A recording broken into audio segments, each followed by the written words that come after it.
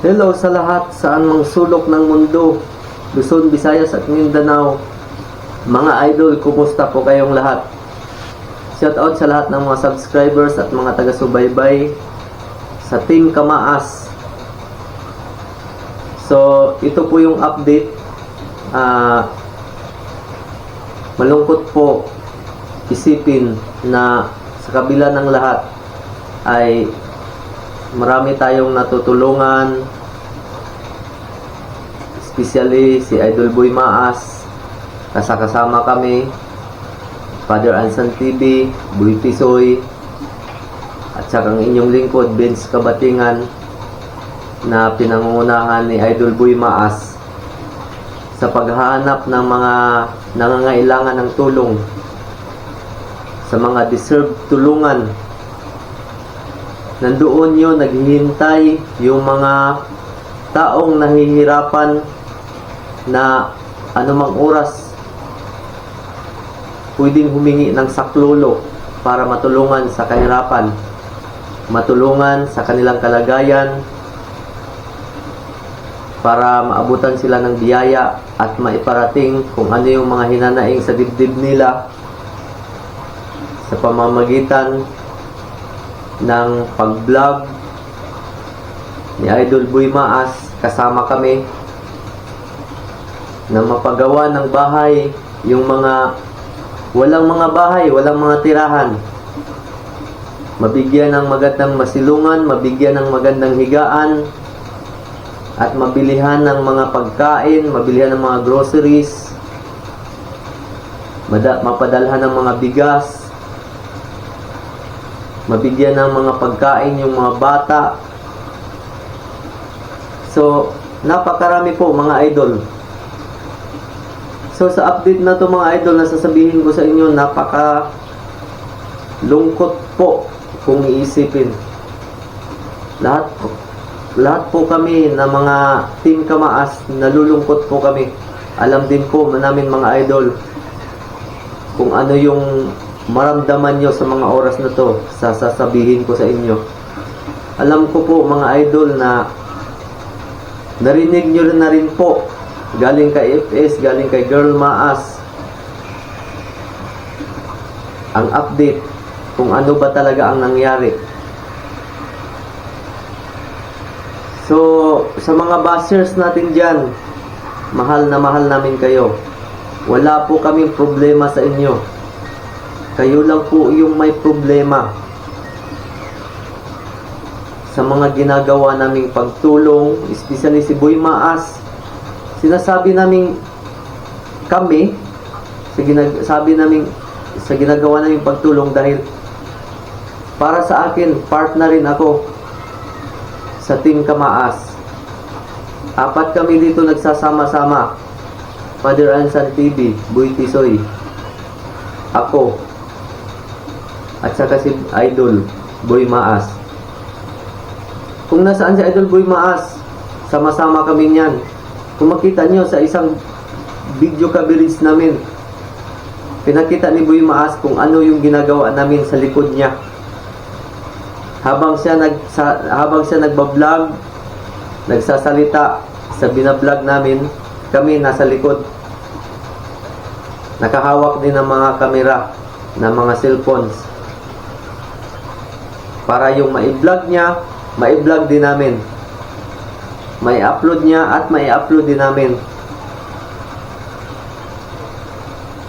Para lang makatulong. Kung ano man yung mga kinikita ni Idol Boy Maas, binibigay niya rin para ma-share sa lahat ng mga nangangailangan. So, ito ngayon ang nangyari. Hindi inaasahan na mangyayari ito dahil sa mga bashers na hindi natin maintindihan kung ano yung nasa isip ninyo, no? Dapat nga matuwa kayo dahil may natutulungan tayo. Dapat nga sa pinapanood nyo, mag-thumbs up kayo dahil kahit papaano nakatulong kami, nakatulong si Idol Boy Maas. kung iisipin natin, lahat ng mga nahihirapan, lahat ng mga nangangailangan, hindi mapapansin yan ng ating pamahalaan. Dahil hindi nakikita yan, hindi mapuntahan yan. Pero ang ginagawa ng mga charity vlogger, na katulad namin, pinupuntahan yan. Isang salita sa mga kapitbahay na, idol, dapat niyong mapuntahan ang pamilyang ito dahil nangangailangan ito. Kailangan talaga silang matulungan. Nakakaawa ang pamilyang ito. Kailangan talaga silang mapuntahan doon para ma-vlog ninyo at maiparinig ninyo sa buong mundo ang kanilang hinanaing sa kahirapan. Sa panahon ngayon, grabe ang paghihirap. Sa panahon ngayon, grabe ang nagugutom. Kung naalala nyo, sa isang vlog ni Idol Boy Maas, yung mga bata na naglikramo sa gutom. Grabe. Halos madurog yung puso mo dahil yung mga bata naglikramo sa gutom. Asin lang yung kinakain. Pero anong ginawa ni Idol Boy Maas? Dahil inirepair sa kanya, sinabi sa kanya na kailangan ang pamilyang yan matulungan. Puntahan nyo. So pinuntahan nyo ni Idol Boy Maas. Nung tinignan ni Boy Maas, sira-sira yung bahay, walang sapat na tulugan, walang sapat na higaan, walang sapat na palikuran. Sira-sira talaga yung bahay. Anong ginawa ni Idol Boy Maas? Ipinarinig niya sa buong mundo na kailangan ang pamilyang ito'y matulungan.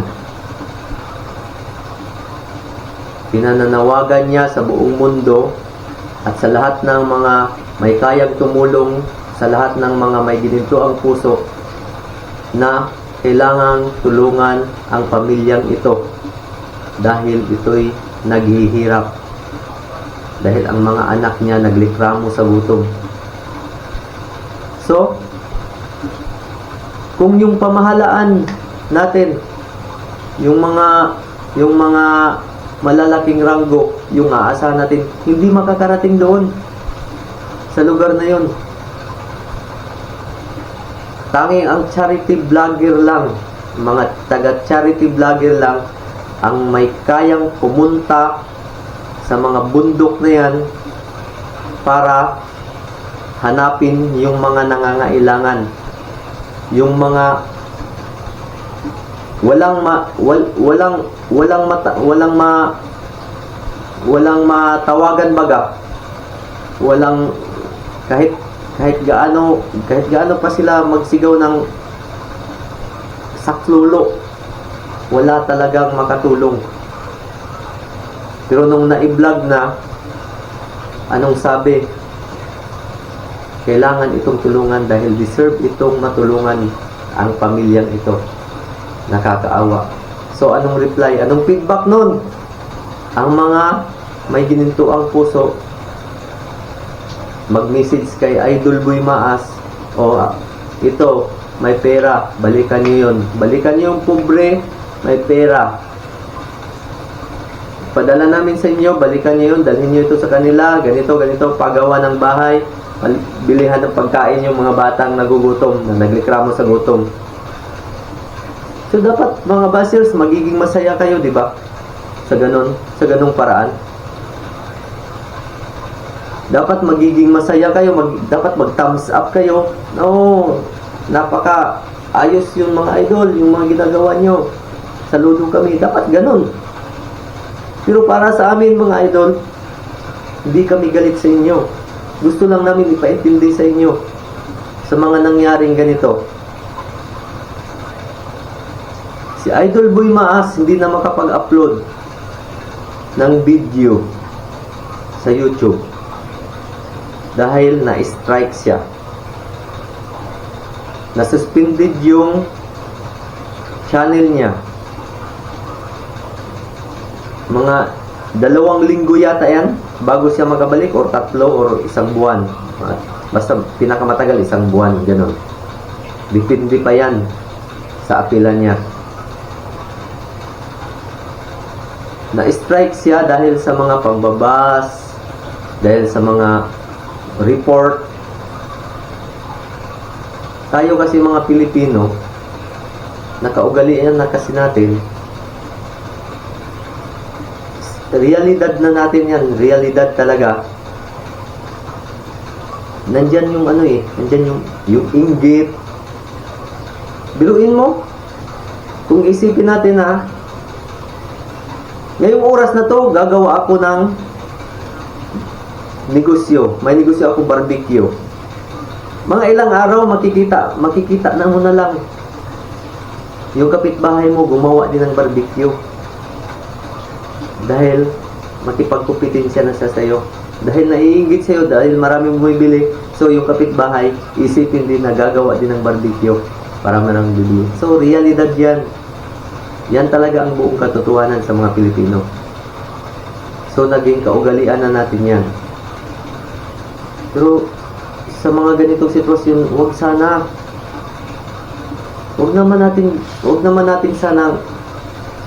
naman sana gagawa tayo ng mga report para lang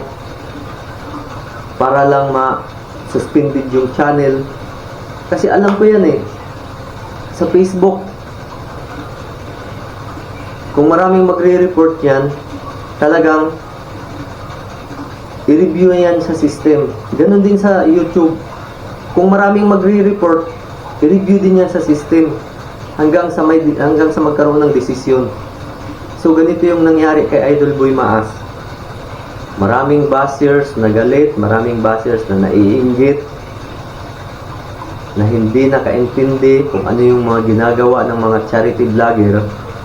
Panay report, gumagawa ng mga comment na hindi maganda, which is pwedeng ikasira sa channel. Ngayon, paano na lang yung mga nangangailangan ng tulong? Yung mga hinihintay, yung mga naghihintay kay Idol, yung mga naghihintay sa amin na dapat naming puntahan. Paano na lang yung mga nasa bundok, nasa taas ng bundok?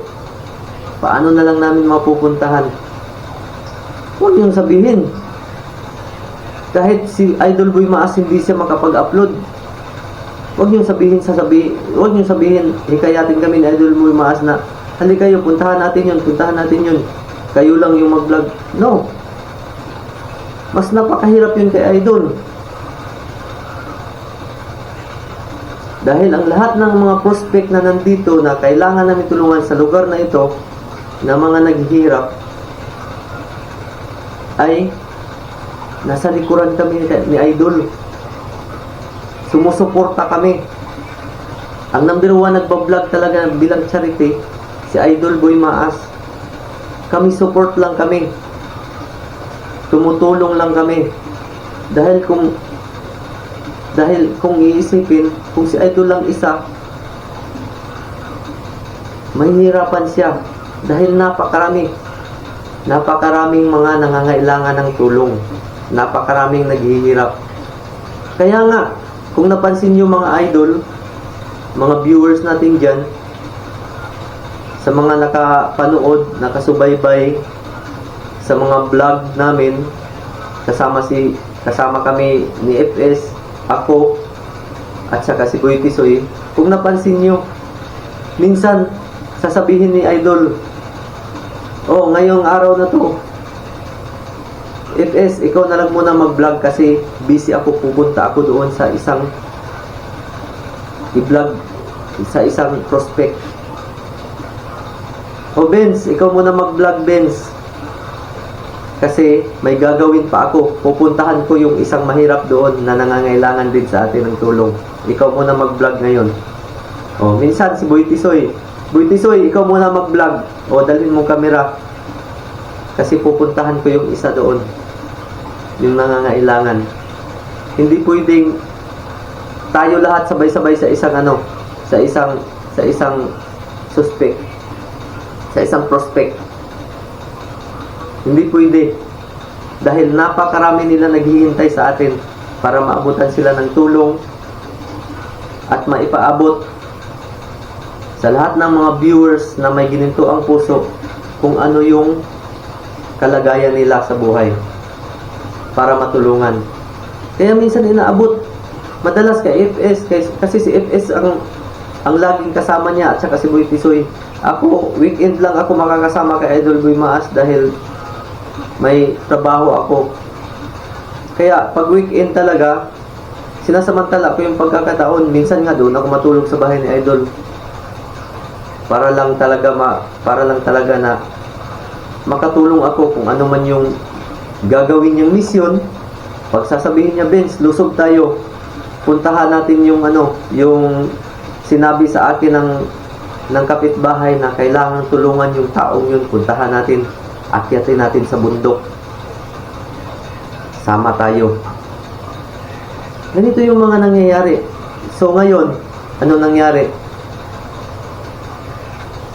Dahil sa mga bashers nyo, dahil sa mga bashers na hindi magaganda yung mga komento, paano na lang yung mga naghihintay kay Idol Boy Maas, paano na lang yung naghihintay para mapaabot sa mga viewers na may ginito ang puso yung mga pangangailangan nila.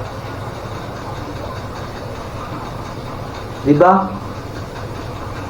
So mga bashers, hindi kami kalaban. Magkakampi tayo. Hindi kami kalaban. May puso din kami. Kaya nga kami tumutulong. Kayo nga wala na nga kayong maitulong.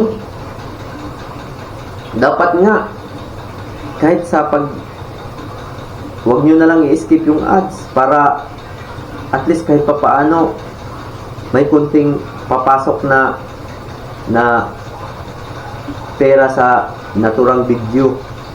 Kasi yung pera na sa naturang video na isasahod ni YouTube, binibigay din naman yun sa mga nangangailangan. Si Idol Boy Maas, yung mga perang natatanggap niya sa YouTube bilang sahod, binibigay niya din yun, inaabot niya yun. Inaabot niya yun sa mga nangangailangan. Laking pasasalamat lang niya kung sakaling may nakapanood na may gininto ang puso na magsabi, oh, may pera dito, padala ko sa'yo para sa kanila. At sasabihin ng nag-sponsor na, oh, ito para sa'yo, pang snack mo, pang gasolina. Yan, magiging masaya na si Idol niyan. Kung naalala nyo, si Ate Michelle, si Kuya Janel, at saka si Inday, simula nung pag-vlog namin, sino ba tumulong? Sino bang nag-sponsor? Kaninong gastos yun? Kaninong gastos yung pera? Yung saan yun nanggaling yung pagkain nila? Sino ang pumukpok sa kanila para makatulog sila ng maayos, para makaligo, para makapagpahinga ng maayos, kung ano yung pangangailangan nila, pang personal, maibigay sa kanila. Sino nag-sponsor? Si Idol Boy Maas. Saka na dumating yung tulong ng mga sponsor nung naipaabot na ni Idol Boy Maas sa mga viewers na kailangan tulungan ang mga ito. So may mga gininto ang puso na mga viewers ang nagbigay ng tulong, nagpaabot ng tulong. So paano na ito ngayon? Hindi na nakapag-upload, hindi na nakapag-update. So mga idol, sa mga nagtatanong dyan kung bakit hindi na nakapag-upload si Idol Boy Maas, ito po yun ang dahilan. Na-strike sa Idol Boy Maas, na suspended yung channel niya. Pangalawang suspended na po ito. So kung magiging tatlo pa ito, talagang mabubura na ang Boy Maas channel. So may dalawa na siya ngayon, kaya suspendido siya. Ngayon, dahil suspendido siya, hindi kami makapag-vlog. Hindi kami makapunta doon sa mga prospect. Hindi namin mapuntahan yung mga maraming naghihirap. Hindi namin mapuntahan yun. Dahil wala si Idol.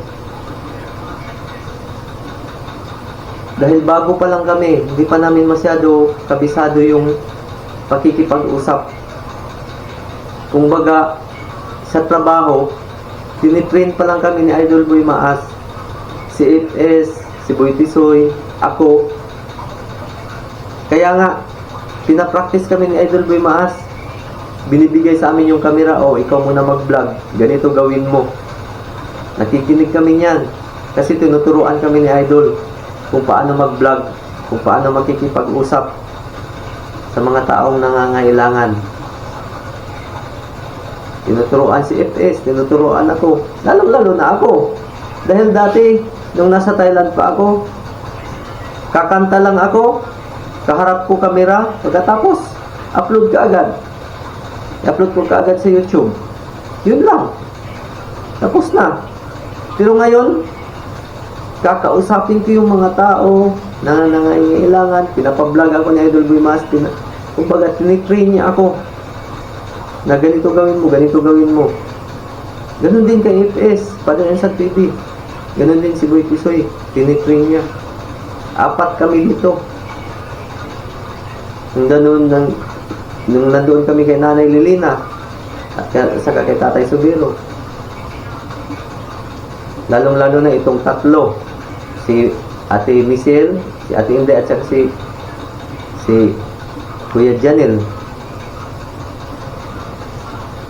Nandiyan kami, Idol Boy Maas, para lang sa content na ito, para lang sa makatulong sa mga nangangailangan.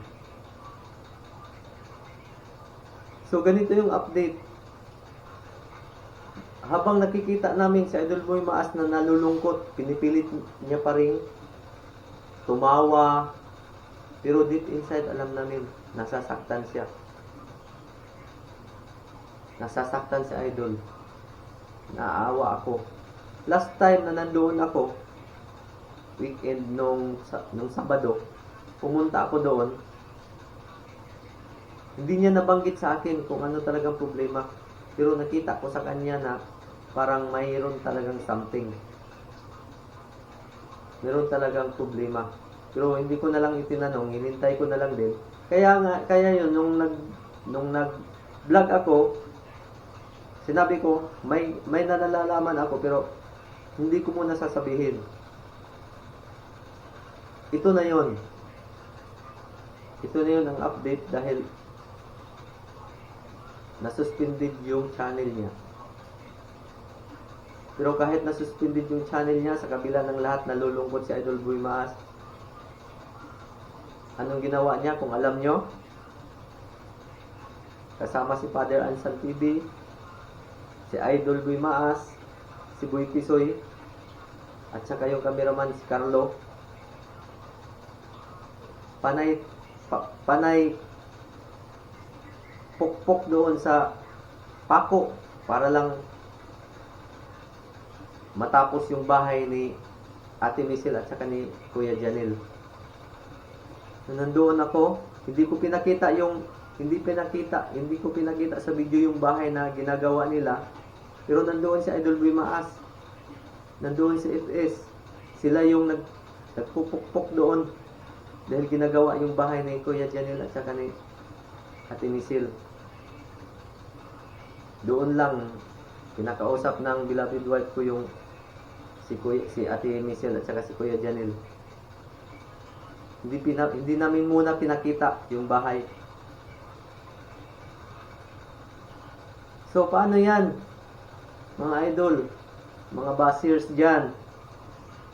So, sa ginawa nyo, sino na lang pupunta doon sa mga nangangailangan? Sino yung masumbungan nila? Kung wala ang nag-charity vlogger, ang mga charity vlogger, kung wala, sino yung masumbungan nila sa kanilang kalagayan? Paano nila mapaabot yung kanilang kahirapan, paano nila mapaabot sa mga may gininto ang puso na kailangan nila ang tulong, kailangan nila ng ganito, ganon, kailangan nila ng makakain, kailangan nila ng maayos na matutulugan, kailangan nila ng maayos na palikuran, kailangan nila ng magandang bahay. O kahit hindi maganda, simple lang naman yung mga pinapagawa na bahay, di ba? Nakikita nyo naman. Pero anong ginagawa nyo mga bashers? Sinisira nyo yung mga vlogger na tumutulong sa kapwa. Isipin sana natin. Diba? Di naman maganda yung ganon. Tumulong na lang. Kahit manood kayo, malaking tulong na yan. Kahit wag na lang kayo mag-react. Wag na lang kayo wag na lang kayo magbitaw ng mga salita na hindi magaganda. Kahit manood na lang kayo. O kaya kahit mag-react kayo, wag nyo na lang i-type. Ano nyo na lang, kumbaga, sarilinin nyo na lang yung reaction nyo. Hindi talaga maganda mga idol. So, update nyo na lang mga idol sa susunod na mga hanggang sa katapusan nito. Baka makapag-upload na ulit si Idol Boy Maas. Matapos ang buwan na to, baka makapag-upload na ulit at may pakita niya yung bahay na ginagawa para kay Ate Michelle at saka kay Kuya Janil. Kasi hindi lang kay Kuya Janil at saka Ate Michelle yung inaasikaso eh. Meron pa mga pabahay na hindi pa rin tapos. Hindi pa rin tapos hanggang ngayon. Naghihintay pa rin kung kailan makabalik sa Idol Boy Maas. Sa ngayon, talagang tahimik. Wala kayong narinig. Wala kayong narinig galing kay Idol Boy Maas. Napakabait na tao. Wala kayong narinig na sumbat galing kay Idol Boy Maas. Transparent si Idol Boy Maas. Sinasabi niya yan. Pero sa mga bashers, wala siyang nabitawan na sumbat laban sa inyo. Kung alam nyo, sinasabi nga sa akin ni Idol Boy Maas, hayaan nyo yung mga bashers. Ang importante, makatulong tayo sa mga nangangailangan. Huwag pansinin yung mga bashers. Ang importante, mapakain natin yung nagugutom. Mabigyan natin ng pabahay yung mga nagugutom. Dahil ang mga viewers natin na may gininto ang puso, hindi rin naman tayo pinapabayaan. Tinutulungan nila tayo. Katulad ng mga nagastos ni Idol Boy Maas kay Ate Michelle, kay Ate Inday at saka kay Kuya Janil. Sarili niya yon, sariling pera niya. Pero sobrang pasasalamat niya dahil sa mga viewers na may gininto ang puso, tinawagan siya, tinulungan siya sa kanyang adhikain para matulungan yung mga pobre. So kami naman, si FS, si Boy Tisoy, ako, si Girl Maas, yun, sama-sama kami. Nasa likod kami parati ni Idol Boy Maas. So, hintayin nyo na lang yung update, mga idol. Medyo napataas na tayo ng oras. Kasi po, kailangan din kasi natin ipaintindi, mga idol, sa mga bashers na yan, kung ano yung mga nagawa nila laban sa atin. Kung ano yung mga pagmumura na ginawa nila, against sila sa mga ginagawa sa pagtulong sa kapwa. No, hindi dapat ganon. Mga bashers dyan, shout out sa inyo. Huwag ganon. Kung mag-react man kayo, kung against man sa inyo ang ang makakita ng mga taong tumutulong sa kapwa, manahimik na lang kayo. Please, manahimik na lang kayo. Manood lang kayo kung gusto nyo. Malaking tulong na yun para sa amin. Manood lang kayo. Hindi yung puro na lang kayo, salita. Galit pa kayo pa yung galit. Kayo na nga yung walang naitulong, kayo pa yung galit. Di nga nagreklamo yung mga may gininto ang puso na maya't maya nagpapadala ng pera para lang maigastos doon sa mga pobre, mabigyan ng pagkain yung mga pobre, mahatidan ng mga groceries, mapagawa ng mga bahay para makatulog ng maayos, makapagpahinga ng maayos. Hindi nga sila nagreklamo eh, kayo pa. Na ang ginagawa nyo pambabas lang. Huwag ganon. Dapat manahimik na lang tayo. Kung against man sa ating kalooban na makikita na may taong tumulong sa kapwa, manahimik na lang tayo. So shout out sa inyo lahat na mga bashers dyan. Sana baguhin niyo yung pag-uugali niyo. Makiisa kayo sa amin. Malaking tulong na para sa amin ang manood. Kahit manahimik kayo, kahit huwag na kayong magpakita, manood lang kayo. Kahit huwag na kayong mag-comment, manood lang kayo. Malaking tulong na yun.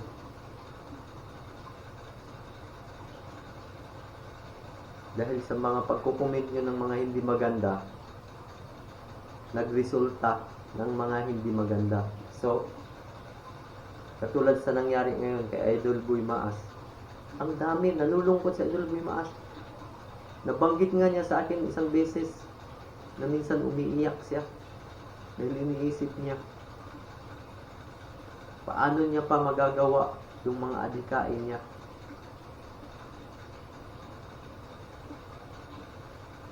Paano niya pa magagawa yung mga gusto niyang gawin sa buhay para makatulong. Alam mo si Idol Boy Maas, for your information, napakahirap din na tao. Mahirap sila. Mahirap yung pamilya nila. Iniisip ko noon, dati nung nasa Thailand pa ako, siguro itong si Boy Maas, mayaman na. Siguro itong si Boy Maas, maganda yung bahay. Pero nagulat ako nung nagkita kami. Yung ini-expect ko na maganda na yung bahay, galante na siya, hindi. Katulad ko rin siya, naghihirap. Mahirap talaga si Boy Maas. Yung mga pamilya na naghihirap din. Kaya, panay, pambablog niya sa mga mas naghihirap para matulungan niya. Dahil naghihirap siya, dama niya yung kahirapan, hinahanap niya yung mga mas naghihirap pa kaysa sa kanya para matulungan niya. Maibahagi niya yung mga blessings na kakonte, kapiranggot nga lang yan, bibigyan niya pa para lang matulungan. So, ito lang masasabi ko mga bashers, sana po ayusin nyo na yung pakikipag-ugnayan nyo sa mga vlogger na tumutulong sa kapwa. Huwag yung panay na lang po tayo comment ng mga hindi maganda, tapos gagawa tayo ng mga reports. Kasi mag-post yan ng mga problema sa system. Katulad ngayon sa nangyari. Ganon din yun sa Facebook eh. Sa YouTube, ganon din. Pag maraming mga reports, ma-review yan sa system, tapos magkaroon ng desisyon. So hanggang dito na lang. Shout out sa lahat. Mga solid team Kamaas. Shout out sa inyong lahat dyan. Ingat po kayong lagi sa mga sponsors na nandyan sa Ibayong Dagat. Shout out sa inyong lahat. Hindi ko na pag-isa-isahin sa pagbanggit. Shout out sa lahat. Love po. It's me, Vince Kabatingan, ang inyong lingkod. Love po. Bye-bye.